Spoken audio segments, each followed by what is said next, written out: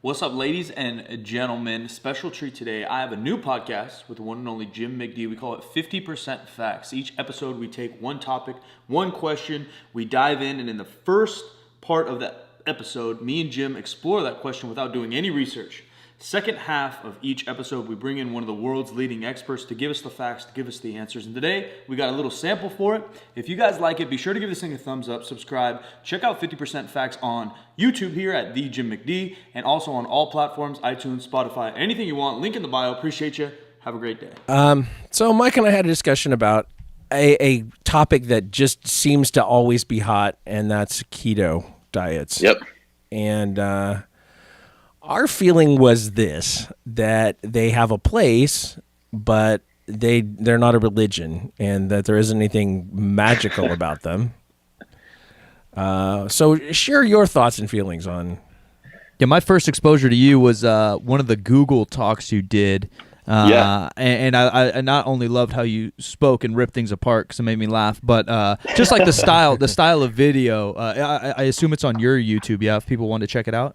Yeah, I think it's on my YouTube, or actually, I know Google has it up on Talks at Google. Yeah, it's so good. It's so good. You just sit there, and he has a big whiteboard behind him. And these are maybe non-fitness people. At least they're not in the industry. Yeah. And you're just taking questions, suggestions, terms, gimmicks that people have heard. You write them up, and then you just scratch them off. Not only the list on the board, but people's minds of what may or may not work. And so, keto. What are your thoughts? What are maybe some applications? And why is this stupid thing so popular over the internet right now? Well, I love that you guys called it, like, I think it was Jim. I think you said it was like a religion.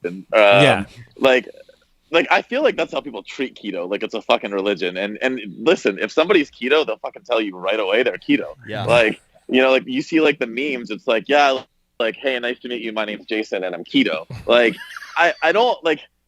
I think if I look at it, so.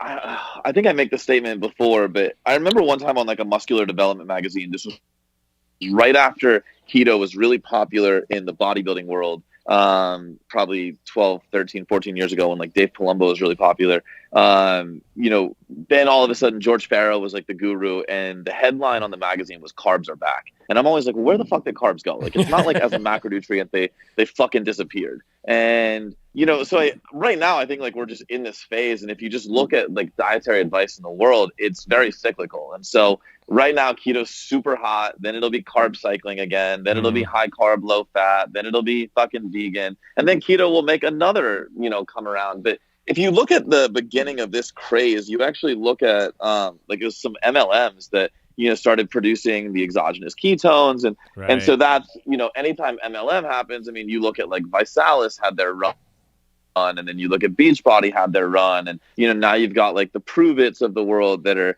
backed by like one of the owners is like Russell Brunson, who's one of the best marketers in the fucking world, and so it's backed by like a lot of really good marketing hype, and so people just buy into it.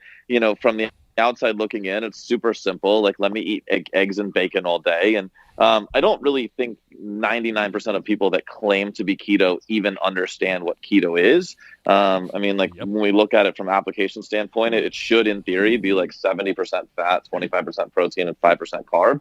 But most people are like eating so much fucking protein, moderate amounts of fats and no carbs, which is not always keto. I mean, research is somewhat conflicting that, whether or not excess protein in a keto setup can contribute to knocking you out of ketosis. Most people will tell you yes. I just read literature that actually refutes that, so I don't want to make a blanket statement either way. But the popularity, I just think, is in like there's some ease of application. I mean, just remove a whole macronutrient, but let's just be honest. Anytime the average person removes carbohydrates, they're not counting calories, they're not counting macros. You remove a whole macro from them, what did you do? You created a calorie deficit. Are they going to lose weight? Of course they're going to fucking lose weight. Like, it's not rocket science. The same as intermittent fasting. Like, tell someone to stop eating for 6 hours. Okay, so they didn't eat their cupcakes at 8 a.m.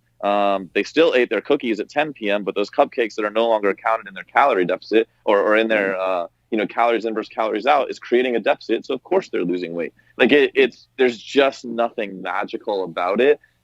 You've got some zealots that have gotten behind it. But then you dig into literature and you start to see like long-term effects, and you see its application in current training protocols, and you actually see it becoming more detrimental than good. And so I'm not really a huge fan of keto in most applications. When you say more detrimental than good, what particular things are you referring to? Yeah. So, I mean, agree or disagree, like Western or, like current training modalities are at their all-time high relative to intensity. Yep. Right. I think we can all agree on that. Like in 2019, training today is more intense than most. I mean, we're seeing a lot of support in literature for more volume, but there's very high intensity training proponents, and then of course there's the CrossFit influence on the world. There's the metabolic conditioning influence on the world, and so you're just starting to see a lot of these things. All of those training intensities become glycolytic, right? At some point, like higher intensity training, metabolic conditioning, it's glycolytic activity. Period. The end. Like we can't like dispute that. That's fueled by fucking carbohydrate. And there's not anything in the ketogenic diet that's going to support fuel from that or recovery from that. And then you take that and you put it into a setting in Western culture today where, things are like stress is at an all-time high. We're just stressed out as individuals. There's more traffic on the road. There's, we're sleeping less. We're over caffeinating. We are, just as human beings, we're trying to do more. Like there's this hustle and grind culture that exists in 2019. And so you take that with, an inability to really create a parasympathetic shift. And all of a sudden you have a recipe for disaster with the ketogenic application to higher intensity modalities. Another topic we're going to cover in another podcast is kind of health versus performance. So I don't want to go too deep into that, but what's maybe some applications of keto? I think we see, as I think you agree with us and have seen also, like Instagram, YouTube, obviously one of the biggest influences on fitness culture right now. And a lot of these people that maybe have a lot of muscle or lift a lot of weight are now saying that they eat ketogenic style diets, and I tend to agree with you. I think 90 to 99% of these people actually aren't eating that style diet, and they aren't doing it for a long term, but that's a different topic for a different day of what people post and what they actually live. What are some maybe applications of keto that you might see? Is it a health thing? Is it a weight loss thing? Is it, like you said, I think there's fewer applications than people think. It's not a broad stroke, but there are some applications, yeah? Yeah, I mean, I think if we were to look at anybody that, again, let's go back to like the whole Charles Poliquin statement of earn your carbohydrates. Well, even that is, somewhat misspoken. Like if we use that as a foundation of understanding, like where do carbohydrates fit in? First of all, carbs are a non-essential nutrient, and any keto zealot will fucking tell you that right away. Well, you don't need carbs to live. It's the one macro we don't need. We're not disputing that. Yep. Listen, we get it. Like you don't need it. That doesn't mean it's not optimal, and it doesn't mean you also don't need the fucking resistance train in your life, yet you can continue to do it. Yeah. So let's not go down. You don't need to shave your body head to toe and tan either. Right. Exactly. So there's a lot of things that don't need to be done, yet you continue to do them. So it's a horrible argument, right? But if we look at that as like a base statement and we say, okay, who needs carbohydrates? Well, anybody undertaking glycolytic activity, anybody that wants performance enhancement, anybody looking to, for those things. Then we look at people that are not training, people that just want to live longer. Well, research supports the fact that a ketogenic diet would be helpful, right? There's anti-inflammatory benefits that have been shown from it. We know that inflammation is the one biomarker linked directly to longevity. So anytime you're trying to control inflammation, a keto diet is going to work great. Anybody that maybe there's some pre-diabetes going on, a keto diet's a great start. Now, I will say my stance on that has changed. I used to say like that would be the place you definitely go. I think there's a short-term application there. I think longer term, you should be working to actually build insulin sensitivity to tolerate carbohydrates. Some people will dispute me on that, but I can back that one up pretty good. Again, like now I literally right before I talked to you guys, I was on a podcast with a guy that was telling me in his off season of bodybuilding, he's eating 800 grams of carbs a day. I would want to be testing like blood glucose there and making sure that, while you might need that to make your quote unquote gains, at some point you have to be looking at your insulin sensitivity and your blood glucose. And so, a brief ketogenic phase to bring that insulin sensitivity back up, bring the blood glucose down, would be advisable. So really those are the main applications. The one that I want to just straight up fucking bash is ketogenic in aerobic sports. I'm so fucking tired of hearing the aerobic people be like, keto this, keto that. Like, when you understand physiology at a certain level, yes, aerobic exercise is primarily fueled by fats. And so anybody that claims to be completely aerobic can get away on a ketogenic diet. That being said, aerobic athletes, like the key word there is athlete, not aerobic, at some point they are going to hit threshold, meaning whether it's anaerobic threshold or in their case, aerobic threshold. Aerobic threshold is primarily fueled almost solely by carbohydrate. And so when that carbohydrate is not available, now all of a sudden you're starting to have a massive cortisol response. Well, initially that cortisol response is great, which is why a lot of these aerobic athletes see success short term on the ketogenic diet, but long term they begin failing and they begin getting worse. Well, prolonged having an abundance of cortisol elevation is only going to smash your HPA axis, which is extremely difficult to recover from. So these athletes are highly misinformed, saying that they're only using fat for fuel. Well, they might be predominantly in their aerobic setting, but as soon as you're competing, you're in a setting where you need carbohydrate. Like it's, and there's so many studies that show that. Like you look at like Ben Greenfield, when he did Volek's 90% fat keto diet, he did really well in the Ironman, but then he fucking tested his hormone levels. They were complete shit. So, you start to look at like, what are the real effects? Like a lot of people are using keto in like an N=1 situation, and they're not showing prolonged application, which is really where the real research should be done. And like you said, like if carbs aren't hindering your performance and they may add to your performance a little bit, why wouldn't you get the extra calories in? Plus they fucking taste good. So it's just like logically, you break down. Who the fuck? Yeah. Who doesn't want a carbohydrate the rest of their life? Yeah. Like seriously.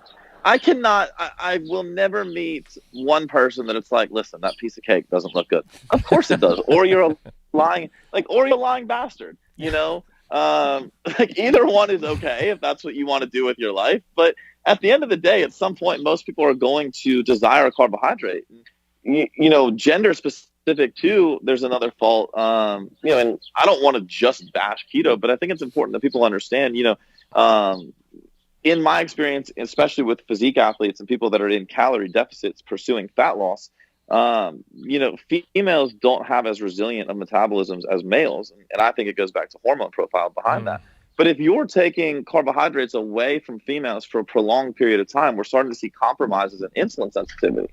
So you see girls going keto and then having an extremely difficult time reintroducing carbohydrates, let alone calories, right? Which is, hey, you might look good on the keto diet for 12 weeks, but long-term on the keto diet, you've completely fucked yourself up. Like, that doesn't sound good to me. So there's just a lot of things that I think people need to be aware of when they're undertaking something as extreme as keto.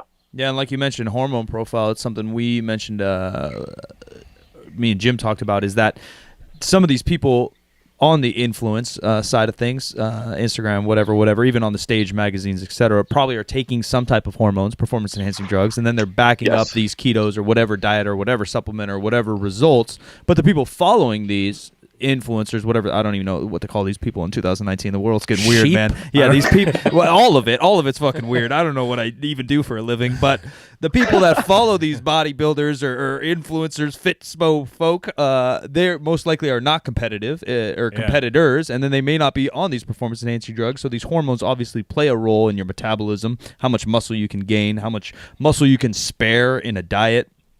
And they're just not maybe being as honest as they should, saying which ratio of keto and what ratio of PEDs maybe played a role in their success. And we look too at the population of people who are trying to compete in things, aesthetic stuff or strength stuff or CrossFit or whatever. But the low-hanging fruit of all this are people who are overweight and sedentary. And I think that the deal is that some of these people try a keto diet and they drop a bunch of water weight initially. And so they get that sort of, oh, wow, I can actually lose weight, that sort of confidence from it. And then I think that for some of those people, that's kind of where it turns into the religion, because nothing's ever worked before. And so this is working for them now. And they're definitely, like, I don't want to sound like a zealot to, when I'm going against all the zealots that I believe exist in the space, but it's like, there are definitely applications. And listen, there are definitely people with sluggish metabolisms that have, insulin sensitivity issues that just naturally don't tolerate carbohydrates well, where keto might be an application for them to achieve the goals they're trying to achieve. This whole conversation could be preceded by another conversation of just understanding what your goals really are. Right. I think a lot of people, and like you said, like we're going to do another podcast on performance and health, and a lot of people claim, oh, look at the health benefits of keto. Yes, they are out there. They cannot be disputed. But yet you're now saying, well, it's making me healthier, so I'm performing better at CrossFit. Like, no, I'm going to tell you long term, you will not be healthier. Number one, because you're doing CrossFit. But number two, because you're fucking not fueling CrossFit with carbohydrates or recovering from them with carbohydrates. So while you might see short term, and there's actually scientific reasons why that works, but long term, it will completely fuck you up. Yeah, and it seems like people just don't really read and plan around massive changes like that. Nope. Changes in diet and changes in exercise and all. There's just like no real thought that goes into it, and so there's no plan for not being keto someday, or not, or reintroducing some calories at some point, some extra calories for whatever reason. There's just no plan in general. Well, Western culture as we know it lives in today. We don't ever really think. I mean, people overspend money today. They don't think about the ramifications of today's actions relative to tomorrow. I mean, so there's a lot of fundamental issues, but diet definitely extends into that. And and that's keto and otherwise. I mean, I would, again, using the example of somebody consuming 700-800 grams of carbs a day, if you're not thinking at some point you might need a keto phase to control your insulin sensitivity, that's sadly mistaken as well. So I think a lot of, and we call it nutritional periodization, but a lot of people just very much live in the current phase. It's, we're recording this the end of April, so a lot of people are getting ready to diet for the summer, and I guarantee a lot of people are thinking of using the keto diet to diet for the summer. But let's consider the fact that you're going to go 12 to 14 weeks without any carb. We lost you. Show up on vacation where you're going to consume. Oh, can you hear me? You're going to show up on vacation where you're going to consume nothing but alcohol and carbohydrates. Yeah. And after 3 to 4 months of no carbs, then you do that for a week of only alcohol and carbs. How do you think your body's going to respond to that? Pure muscle. 100, dude. Gains, man. All about the gains. So yeah, I mean, it's people don't think at all about long term anything. So just kind of to nutshell this thing, short-term strategy, good for some people with specific health conditions. Have a plan. Always have a plan. Yeah. Always have a long-term, like, periodized plan, right? So even if you're pursuing fat loss as it is today, you need to have an exit strategy from your current diet. And then, once you've exited that, you need to say, okay, am I even in a place where I could potentially diet again? Like, Mike, I know you're going through your diet, right? Trying to get coming shredded, out bro. of that, I guarantee you'll have, dude, I'm trying to get shredded like you. Bro, you're jacked. But If you guys need to go to his Instagram, this guy's jacked. He doesn't just talk the talk. There's a lot of You're nutritionists. just going to disappoint a lot of people, man. They're going to go to my Instagram and be like, Mike is completely full of shit. Wrong username. Yeah, dude. People are going to say, like, yeah, I'm going to start posting pictures of you on my account, and maybe people will believe Prepare to lose followers. But no, it's yeah, I mean, every dietary phase you go through has to be periodized. And we talk about this in the context of literally everybody we work with, whether you're a professional athlete, whether you're a weekend warrior wanting to get lean, whether you want to live forever. There has to be some sort of flow and some sort of evolution to what you're doing. And if that's not built into your plan, then you need to talk to somebody that understands that concept. Yeah, I think advice, I mean, obviously, if you have the money, always getting some kind of coach. And it is difficult, again, another discussion for another day, to find a qualified or good coach. But any kind of guidance is often better than because you have weird discussions with yourself. I even do. I've been in this thing for 12 years, and I still think, like, shit, man, maybe I should do some keto. Like, everyone's getting results on keto. Fuck. Yep. Yeah. I mean, dude, I literally just started my diet on Monday, and I was like, maybe I need to start like super low carb for the first 2 weeks. And I've coached tens of thousands of people. Yeah. And so, like, stupid shit still goes through my head. Yep. It's human nature, right? I mean, I think that we see the media and the propaganda around us, and here we are, three people that have been in the industry, that understand the industry and understand the bullshit messaging behind a lot of it, yet we are still influenced by it. Yep. If we're influenced, like, think about the people that don't have our knowledge and don't have our experience. Of course they're getting hit with it. Yeah, we get it. Jason, appreciate you, man. Appreciate the time. Where can people find you? Yeah, dude. Instagram at JasonPhillips_IN3 or online in3nutrition.com. Awesome. Best two places. Awesome. Thanks so much.